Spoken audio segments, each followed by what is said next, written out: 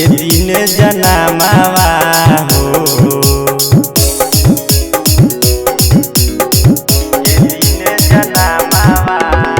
बाबा रविदास लिहले माघे पूर्णिमा के दिन जन्मावा हो, बाबा रविदास लिहले माघे पूर्णिमा के दिन जन्मावा हो। कि देखो बाजतावे सगरो बधइया की झूमेला जहानावान हो, देखो बाजतावे सगरो बधइया की झूमेला जहानावान हो, जहानावान हो,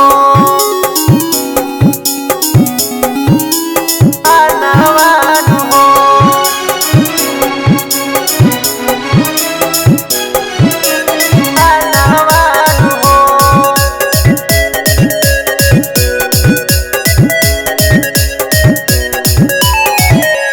भले हो सुंदर ललानवा, सुंदर रहे बचानवा, माता कर्म पिता राहुल के रहले ललानवा।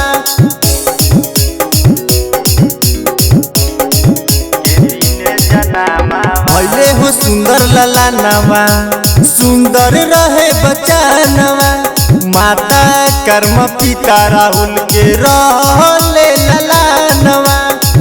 कुल में जनम लेके देई दिहले अलग पहचानवानु हो, कुल में जनम लेके देई दिहले अलग पहचानवानु हो। कि देखो बाजतावे सगरो बधइया की झूमेला जहानावानु हो, कि देखो बाजतावे सगर